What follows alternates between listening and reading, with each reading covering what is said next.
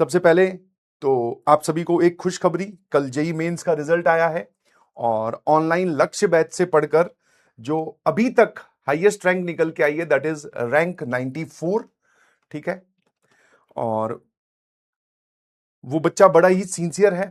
ठीक है, उसने जब कल वो आया यहाँ पर रिजल्ट सेलिब्रेशन था, आई होप आपने देखा होगा जेई वाले चैनल पर, तो उससे मुलाकात की, कुछ चीजें उसके बारे में जानने की कोशिश की कि हाँ यार उससे कुछ चीजें कॉपी करके तुम्हारे तक क्या पहुंचा सकते हैं।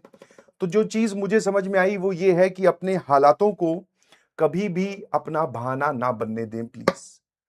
ठीक है, क्योंकि उस बच्चे के साथ एक दुखद घटना हुई थी, काफी दुखद। आई होप जो उसके पास हिम्मत है वो भगवान आप लोगों को भी हिम्मत दे।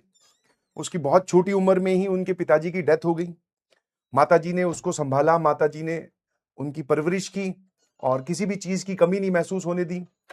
और उसने फिर एक डिसीजन लिया कि सर पीडब्ल्यू, अपनी माताजी को बोला कि पीडब्ल्यू जो है वो कम पैसों में तैयारी करवा रहा है तो मुझे यहीं से तैयारी करनी है, आप एक बार मुझे सपोर्ट करो। तो पेरेंट्स ने या माताजी ने सपोर्ट किया और उस बच्चे ने बहुत अच्छा पढ़ के दिखाया।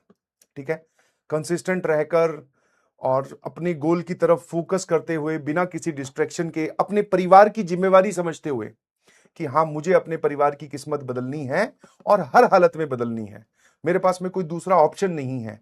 उस सीरियसनेस के साथ पढ़ाई की ऑनलाइन से और रैंक 94 लेकर आया भाई वो।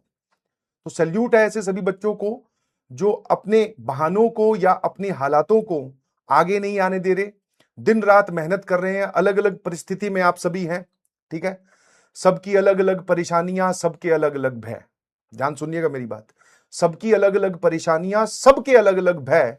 बस यूं ही चला चल, निश्चित है तेरी विजय। 100% आप सक्सेसफुल हो जाएंगे। बस आप ऐसे ही मेहनत करते रहें प्लीज। ठीक है, congratulations to him, congratulations to all the PW faculties.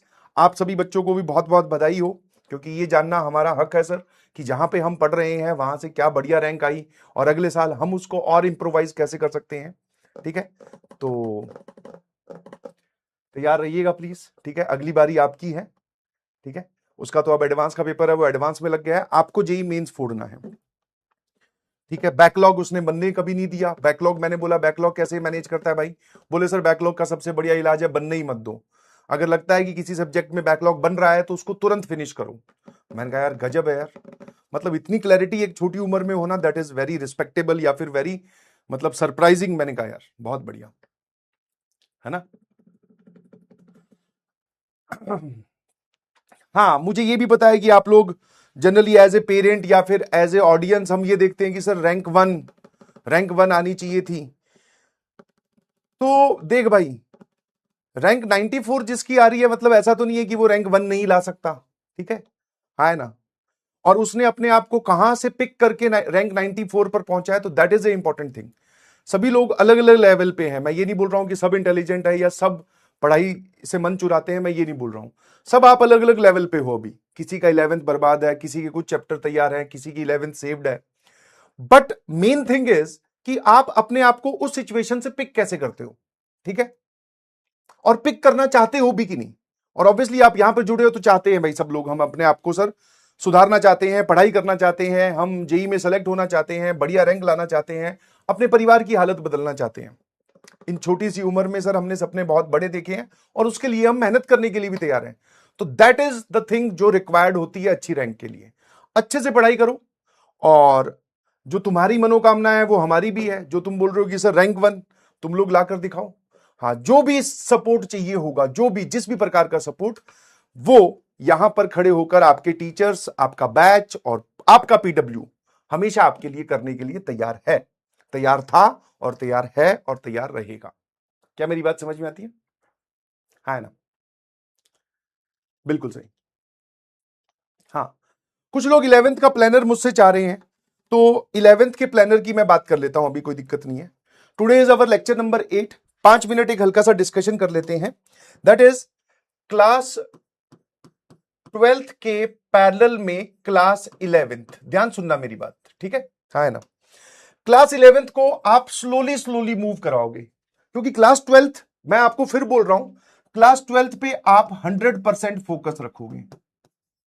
मतलब ऐसा नहीं होना चाहिए कि क्लास 12th का काम काट के मतलब कि नोट्स छोड़कर या फिर इसकी क्वेश्चन प्रैक्टिस छोड़कर या इसकी डिब्बी छोड़कर इसकी डीपीपी छोड़कर फिर हम वहां जा रहे हैं। क्लास 11th आप पैरेलल में स्टार्ट कर सकते हो। किन दिनों में आपको सर इसके बारे में सोचना चाहिए? जब भी आपके पास में ऑफ हो, जहां पर भी आपको लगे कि ब्रेक है, जैसे अभी आपका सैटरडे संडे फ्री है, ठीक है, अभी मैं इसके ब्रैकेट में सैटरडे या संडे लिख रहा हूं, दोनों दिन मिलाकर, ठीक है। करना क्या है कि अगर आपके पास में नोट्स है पिछले साल के, तो नोट से पढ़ाई करो, बहुत अच्छी बात है, नोट से रिवीजन करो, एक एक चीज दोबारा देखो।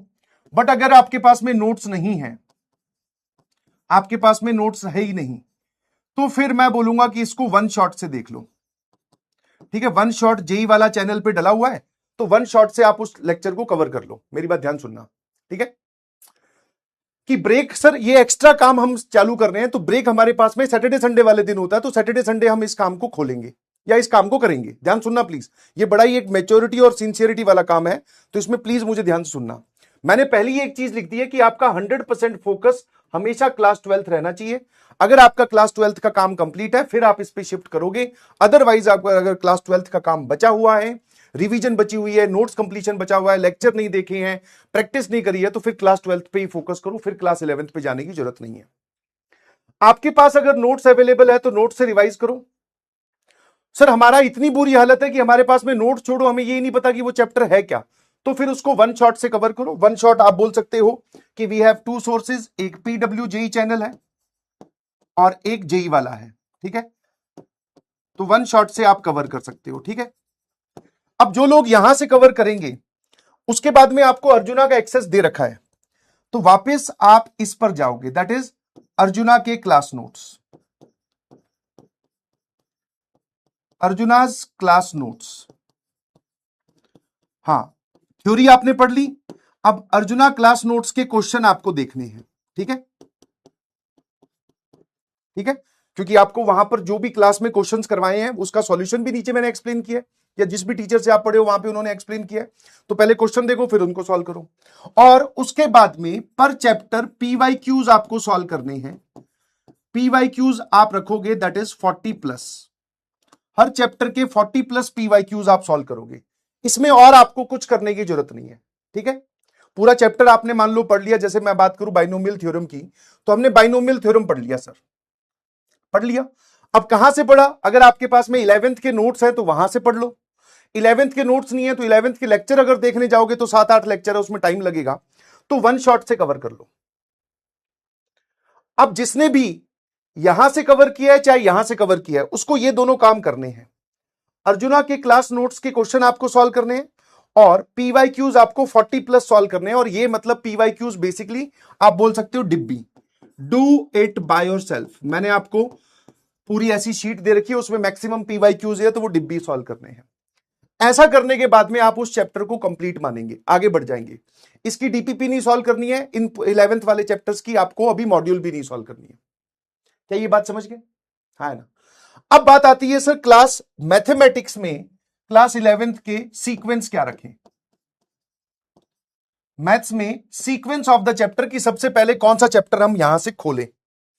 तो देख भाई, मैं अभी जो चैप्टर की सीक्वेंस लिख रहा हूं वो इंपॉर्टेंस वाइज नहीं लिख रहा हूं, मैं उसका सारी चीजें ध्यान में रखते हुए कि वो क्लास 12th में भी यूज होगा। जैसे अभी आपका थोड़े दिन बाद में, थोड़े दिन नहीं अभी थोड़ा टाइम लगेगा, 1-1.5 महीने बाद में आईटीएफ स्टार्ट होगा। अब आईटीएफ में ट्रिग्नोमेट्री बहुत यूज होती है, तो सबसे पहले चैप्टर आप कवर करोगे बेसिक मैथमेटिक्स, क्योंकि इसमें सारा कवर हो गया, बेसिक मैथ्स कवर कर लो। उसके बाद में आप चले जाओ सर ट्रिग्नोमेट्री पर, yes, trigonometric equations and functions दोनों,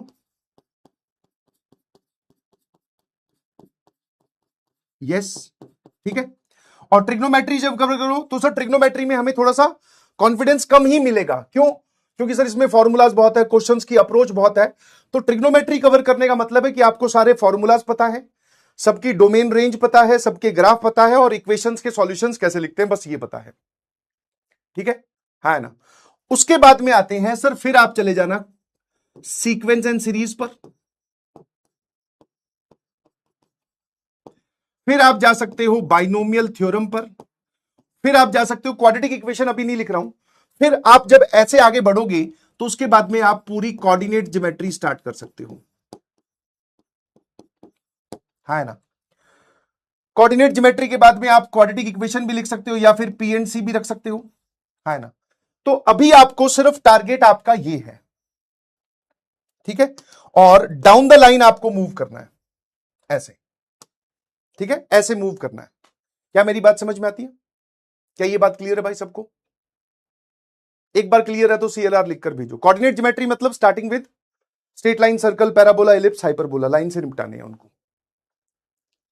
ठीक है। ये दोनों काम आपको इसमें करने हैं और ये आपको एक्स्ट्रा दिनों में करने हैं, ठीक है, थोड़ा तेज पकड़ते हुए। तो मैंने आपको सीक्वेंस सारे 12th के, सारे 11th के चैप्टर्स नहीं लिखे हैं, जैसे क्वाड्रेटिक इक्वेशन नहीं लिखा है, फिर मैंने कॉम्प्लेक्स नंबर नहीं लिखा है, बहुत सारी चीजें मैंने नहीं लिखी है। कोई बात नहीं, पहले आप इतना करो। ये भी बहुत मतलब करीबन करीबन ये 2-3 महीने का काम है सर, 2-3 नहीं तो और 4 महीने का काम आपने हमें दे दिया। पैरेलल में थोड़ा थोड़ा करते रहोगे तब भी आप देखोगे कि आप सिग्निफिकेंटली आज से 4 महीने बाद का टारगेट लो ना, सिर्फ 2 हफ्ते मत देखो, 4 महीने बाद में आपके कम से कम अगर 3 या 4 चैप्टर भी कंप्लीट हो गए तो आप बहुत कॉन्फिडेंस फील करोगे क्लास 11th के लिए। यस, ये मत सोचो कि भाई मुझे बस आने वाले 2 हफ्तों में ये सर पूरी 11th निपटानी है। क्यों भाई, क्या जल्दी है, कहां जाना है तुझे, कोई टेस्ट आ रहा है, किसी ने तेरे से टेस्ट लेना है, या जेई मेंस वाले अभी पूछने वाले, ऐसा नहीं है ना। आराम से टेक योर टाइम। ये इतना लंबा टारगेट क्यों है सर? क्योंकि हमें क्लास 12th पे 100% फोकस करते हुए चलना है, 100% फोकस करते हुए चलना है, उसके पैरेलल में ये काम है, ठीक है। और अदर सब्जेक्ट के लिए भी आप पैरेलल में टाइम निकालो। जैसे एक हफ्ते मतलब अभी सैटरडे संडे आ रहा है, उसमें आपने मैथ्स का एक चैप्टर निपटा दिया, अगली बारी सैटरडे संडे में फिजिक्स का कोई चैप्टर उठा लिया, फिर उसके अगले में केमिस्ट्री का कोई चैप्टर उठा लिया। तो मैंने मैथ्स के पॉइंट ऑफ व्यू से आपको प्लानर दिया है, फिजिक्स वाले सर दे देंगे, केमिस्ट्री में केमिस्ट्री वाले सर दे देंगे, ठीक है। I hope you got my point. और जिनकी 11th सेव्ड है, कोई बात नहीं, फटाफट इसके नोट्स रिवाइज करो, फिर क्लास नोट्स के क्वेश्चन सॉल्व करो और पीवाईक्यूज लगा लो फटाफट। ये चैप्टर हो गया, अगले पे चलो, अगले पे चलो, अगले पे चलो। क्लियर है भाई? Roger that. संडे को कह रहा है टेस्ट है, तो संडे को टेस्ट के बाद में तो फ्री है ना भाई। अब ये बहाने मत दे।